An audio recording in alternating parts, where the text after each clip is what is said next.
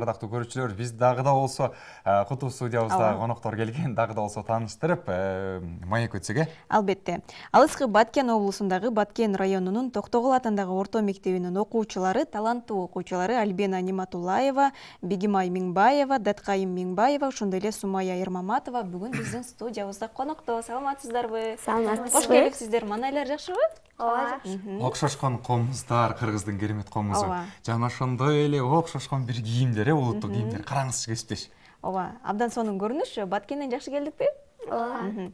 Маанайларыбыз жакшы болсо, анда маегибиздин башында эле ушул биздин таланттуу татынакай кыздарыбыздан бир аткаруу болсун, Кайсы күнү аткарабыз? Ата-энеңди сыйлай жүр аттуу чыгарманы чечип беребиз. Жакшы. Чогуу биргеликте.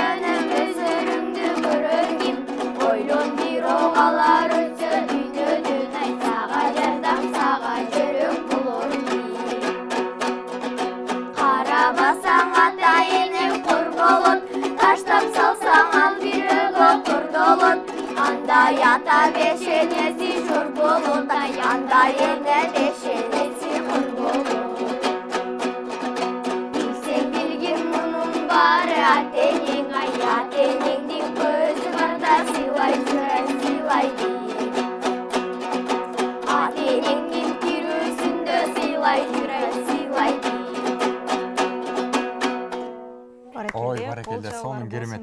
Өрүк жарлуу болгон Баткен жергесинен келген мына ушундай кыргыздын келечекте чыган боло турган кыздар келип отурат, таланттуу кыздар десек болот. Анда дагы да болсо суроолорду узатып баштайлы, кесиптеш. Баса белгилеп айта кетүүчү нерсе, дал ушул биздин таланттуу кыздарыбыздан куралган Кыялкеч комузчулар тобу жакын арада эл аралык таймашта, Ташкент шаарында өткөн таймашта 3-орунду алышкан. Куттуктайбыз ошол сыйлыгыңар менен. Дагы да болсо көптөгөн сыйлыктарга жетиштерине тилектешпиз. Эми суроолорубузду берип баштасак, комузду үйрөнгөнүңүзгө канча жыл болду? Бул жактан баштай берсек, 2 жыл болду. Баарыңыздардыкы 2 жыл болду, Караңызчы, кесиптеш, комузду биргеликте четкенде эле, ансамбль сыяктуу четкенде эле суроо берсек дагы чогуу биргеликте жооп берип жатканды бир укмуш да. Бул жактан биз баштасак кайрадан, негизи эле комузга кантип кызыгып келип калдыңыз, же болбосо бирөө түрткү болдубу, кимден үйрөндүңүз, анан комуз сизге эмнеси менен жагат, ушуларды айтып берсеңиз. Бизге комуз өтө жагат. Кичинебизден бери кызыгып келгенбиз. Ошого комузга кызыгып. Үй бүлө мүчөлөрүндө комуз ойногон башка барбы? Жок. Сиз жалгызсыз, Кийинки кызыбыз ушул эле суроолор. Микрофонду алып сүйлөйбүз, Комузду кимден үйрөндүңүз? Эмне себептен кызыгып калдыңыз? Комуз эмнеси менен жагат? мага комузду Нишанбаева Айжамал эчке үйрөткөн.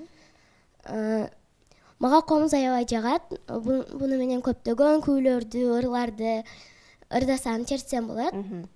Мен 6 жашымдан комузга кызыгып баштагам. Келечекте ким болгуңуз келет? Биздин Айжамал эчкебизге окшогон музыкальный эчке. Бул жакта кызыбыздан сурап коелу, келечекте ким болгуңуз келет? Мен да эжекейим окшош. Сиз да комузчу болгуңуз келет, сизчи? Мен дагы музыкант болгум келет. Комуз сабагынан, Сиз комузду кимден үйрөндүңүз? Анан кантип кызыгып келип калдыңыз? Же болбосо үйдө ата-энебиз комуз үйрөн десе эле үйрөнө алдыкпы? Неме Өзүңүз кызыктыңызбы? өзүм кызыккам. Ким үйрөттү сизге комузду? Нишанбай Айжамалов. Учурда канчанчы класста окуйбуз? 3-чү. Жакшы, сон келечекте сиз дагы музыкант болгуңуз келет, Кийинки кызыбызга суроону берели, ушул эле суроо. Мен комузга кичинемден бери кызыгам. Менин бир тууган эжем комуз чертет. Мен дагы ага окшоп комузчу болгум келип катыштым. Жана мага Нишанбаева Айжамал эжеке үйрөттү. Ой, баракелде, сонун. Келечекте ким болгуңуз келет? Комузчу. Комузчу болгусу келет, Мыкты, керемет. Кесиптеш карап турсаңыз, бириси болсо атайын эжесин көрүп сиңдишет дегендей, эжелерин көрүп, кээ бирлери болсо эжекесин айтат, мактап. Атайын ата-энеси, үй бүлөсү дээрлик Кыргызстанда таланттууларды колдогонубуз бул аябагандай бир чоң кубаныч десек болот, Дал ушул ансамбльга дагы да болсо кезек берели, анда 2 күн аткарып бериңиздер, Чыңкырбыз аттуу чыгарма.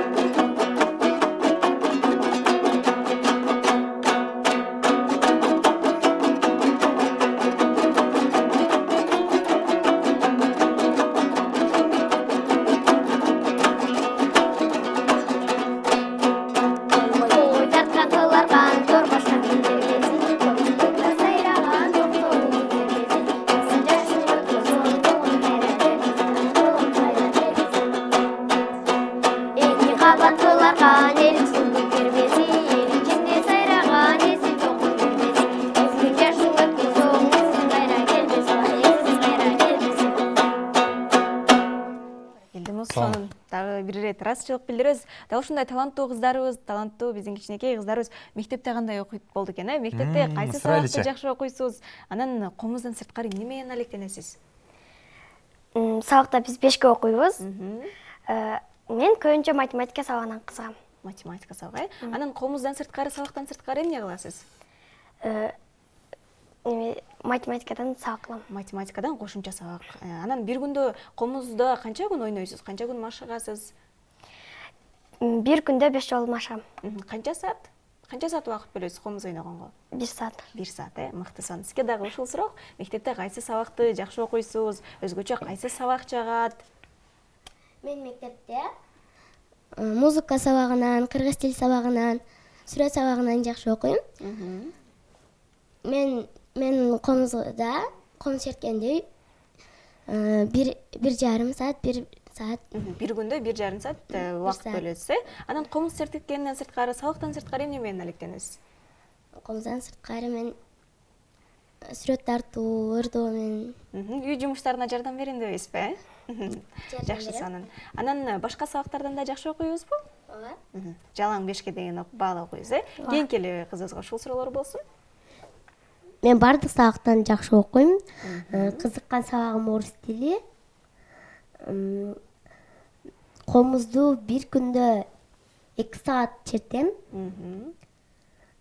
Комуздан сырткары, сабактан сырткары эмне менен алектенесиз? Бала караш. Бала карашасы, Кийинки кызыбызга да ушул суроолор болсун. Мен комузду күндө эле 2 саат, 2,5 саат убакыт бөлөм. Мектепте кандай окуйсуз сабакты? Жалаң бешке окуйм, бардыгынан эле. Кайсы сабак өзгөчө жагат сизге? Кыргыз тили. Анан комуз кээде сынактарга катышканда көбүнчө ошо комузга басым жасап сабактарыбызга алып кетпейби? Жок. Баарын тең алып кеткенге аракет кылат, Караңыз сиз шалдан таланттуу, аны менен катар билимдүү биздин жаштарыбыз. Сонун керемет. Негизинен дал ушул Ташкентте өткөн эл аралык сынакта 3-орунду алдык деп едиңиздерби? Жогорудагы куттуктап атап өттүк, дагы бир ирет куттуктайбыз. Негизинен дал ушул сынакка катышканда сиздер өзүңүздөргө эмнени ала алдыңыздар? Биз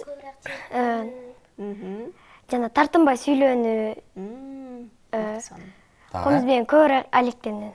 Демек, дал ушул сынакта сиздер көп нерсени өзүңүздөргө камтай алдыңыздар, Комузда дагы да болсо көбүрөөк ойношубуз керек экен. Эл аралык сынактарда гран-при өтүшүбүз керек экен дедиңиздер да. Дал ушундай ой болду. Дагы да болсо эжекебиздин айтканын кылып, сабакка такай барып, комуз ийримине калтырбай катышып, Мындан сырткары дагы да болсо кошумча өнөрлөрдү дагы үйрөнүшүңүздөргө тилектешпиз. Ал эми дагы да болсо сиздер үчүн уруксат берели, күн аткарып бериңиздер, Аткарып болсун. Анда сары кыз деген чыгарманы чыртып берели. Анда сары кыз деген күнү тыңдайт экенбиз, биргеликте. Кей сапсары, тай басканы, бассаң апаң тубанған, ай сары сапсары, бассаң апаң тубанған, ай сары сапсары, ай сары кыз, бары жок дары кыз, ат коюшту сары деп ай болсун бизге дары кыз, ай сары кыз, бары жок дары кыз, ат коюшту сары деп ай болсун бизге дары кыз, бары сени сары деп ат коюшту дары деп, дары болуп жүргүн сен ай басын, дары болуп жүргүн сен ай басын, ай сары кыз, бары жок дары кыз, ат коюшту сары деп ай болсун бизге дары кыз, ай сары кыз, бары жок дары кыз, ат коюшту сары деп ай болсун бизге дары кыз, там-тум басасың, токто десе качасың, кыт-кыт күлүп шашасың, ай шашып кайда барасың, кыт-кыт күлүп шашасың, ай шашып кайда барасың, ай сары кыз, бары жок дары кыз, ат коюшту сары деп ай болсун бизге дары кыз, ай сары кыз, бары жок дары кыз, ат коюшту сары деп ай болсун бизге дары кыз, болсун бизге дары кыз. Ой, баракелде, сонун керемет болду. Ооба, арасчылык билдиребиз биздин кичинекей бөбөктөрүбүзгө, Анан негизи эле комуз үйрөнгөндө сиздер үчүн эң кыйын эмне болду? Комузду үйрөнгөндө, балким башында ойноп баштаганда колубуз ооруйт черткенде, же болбосо ырдоодо эмнеси кыйын болду? Бизге черткени кыйын болду. Биринчи жолу черткенибиз үчүн кылызырга. Ооба, кол ооруганда анан жалкоолонгон учурларда, же болбосо комуз черткибиз келбеген учурларда эжекебизге кандай шылтоолорду айтабыз? Кийинки окуучуларыбыздан сурайлы бул жактан, Микрофонду алып жооп берсеңиз. Шылтоо кылбай эле. Шылтоо кылбайсызбы? Такай бардык сабактарга катышып, комузда бардык тапшырмаларды аткарасызбы? Уктап калганда кандай шылтоо айтабыз? Мектепке кечигип калган учурлар болобу? Сабакка кеч калып. Ошондо эмне деп айтасыз? Чынысын айтам. Чынысын айтасыз, Кийинки окуучубуз кээде бала карап бошобой калганда, же болбосо өзүңүз жалкоолонуп калганда, сиз кандай шылтоолорду айтасыз? Шылтоо айтпай эле. Сиз дагы чынын айтасыз, Демек, биздин окуучуларыбыз ар тараптуу мыкты, ардактуу көрүүчүлөр, замандаштар, дагы да болсо ушундай таланттар өнүгө өсө берсин дейбиз. Дал ушул окуучуларды тарбиялаган мугалимине дагы терең ыраазычылык айтабыз. Сиздер үчүн эми эркин микрофон болсун, маектин акырында. Мугалимдерибизге, ата-энебизге, досторубузга, алыс кымбат экендиги ошолорго салам жолдосок болот учурдан пайдаланып. Мен ата-энеме, уруксат берген ата-энеме чоң рахмат деймин. Жана эжекейлериме, мугалимдериме, классташтар балдарыма, кыздарга бардыгына салам жолдойм. Микрофонду алып алыңыз. Мен ата-энем мени ушул жака жөнөттү. Классташтарыма, досторума, эжекебизге баарына салам жолдойм. Мактасалым. Мен үй бүлөмө, досторума, эжекейиме салам жолдойм. Кийинки кызыбыз? Ата-энеме, бир туугандарыма жана мугалимдериме салам жолдойм. Мыкты сонун. Биз дал ушундай кичинекей бөбөктөрүбүзгө, кичинекей кыздарыбызга ыраазычылык билдиребиз. Биздин студиябызга келип мыкты маанай тартуулап, сонун күйлөрдү аткарып бердиңер. Силерге дагы да болсо ийгиликтерди каалайбыз. Ардактуу көрүүчүлөр, бүгүн биздин студиябызда алыскы Баткен облусундагы Баткен районунун Токтогул атындагы орто мектебинин окуучулары Альбина Нематулаева, Бегимай Миңбаева, Таткай Миңбаева, ошондой эле Сумая Эрмаматова бүгүн биздин студиябызда болду. Биз болсо программабызды алдай карай улантабыз.